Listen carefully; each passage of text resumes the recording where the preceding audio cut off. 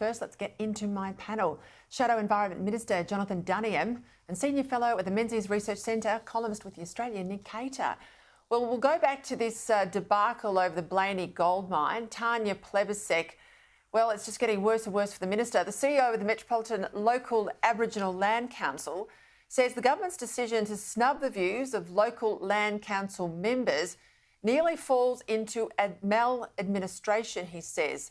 Nathan Moran's told the Daily Telegraph, on all accounts, the minister has ignored the local land council and engaged an individual or corporation to provide advice on culture and heritage that, quite frankly, for myself, is not authentic.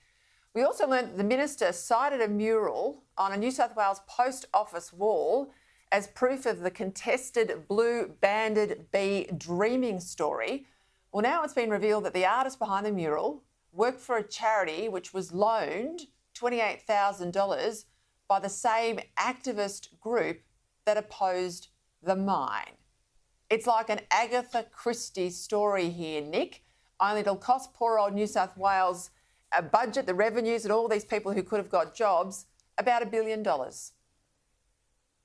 Yeah, jobs and opportunities right into the future, Peter. That's the thing, and many of the effects of what this government is doing won't be felt really for another 10 years. But look, this is an appalling decision. It's not transparent. We don't know what's going on. It's quite clear to me that the minister has been land council shopping, trying to get the opinion she wants. There's a big problem, by the way, I think, with the law in that it does give the minister sort of powers to really make any decision she wants. And she doesn't have to necessarily do it on one set of evidence. She'll go and look for others. But she said clearly, after the fuss about the original decision, she said quite clearly that it was open to this company to go and find another site and for their tailings dam and to carry on with the mine. But this advice, which has now come to light, says that she knew from the very start that this decision would put the kibosh on the whole thing. There's something very strange going on, and I think that the minister needs to really open up on this. I very much doubt she will. It's sort of almost in Royal Commission territory. Yeah, if she was ever going to lose her seat of Sydney, she would lose it to the Greens. This is about votes in her seat, and Albanese's seat of Grayndler. It's nothing to do with what's happening up there around the mine. Let's go to the Environmental Defender's Office, because I know you've got them in your sights, Senator. One of their experts on Indigenous culture in the failed case against Santos, this is the Barossa gas project, has said he's, quote, just a white fella, and the location of a sensitive Indigenous set could be moved. The EDO's legal bill to block the project for cultural reasons was dismissed by the federal court back in January amid claims of confected evidence and witness coaching. Now, this is extraordinary, Senator, and yet, you know, we fund the EDO to challenge government decisions. Yeah, honestly, I think it's gone beyond defunding the EDO, which is our policy, to starting to ask for them to hand back some of the money. I mean, it's madness. This group is notionally there, if you listen to what Tanya Plibersek has to say, to stand up for the little guy, for the farmer who's standing up to the big corporate trying to take over their farm.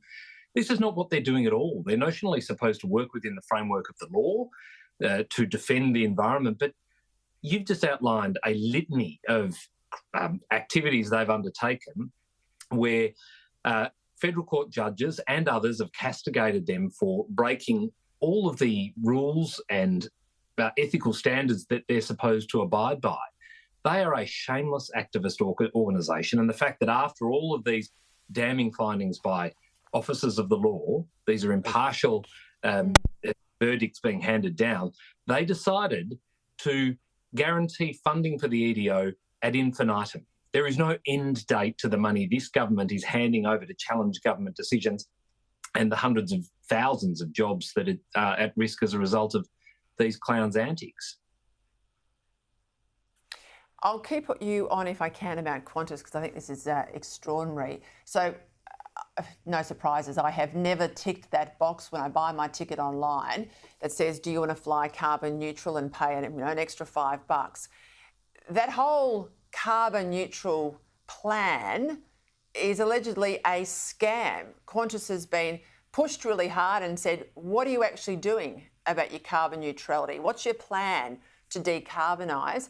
And an environmental group called Climate Integrity has called for the ACCC, the consumer watchdog, to launch an investigation, saying that Qantas is giving a very false impression of how sustainable flying really is.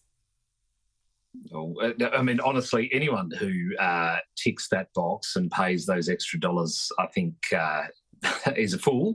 I've never done it myself either.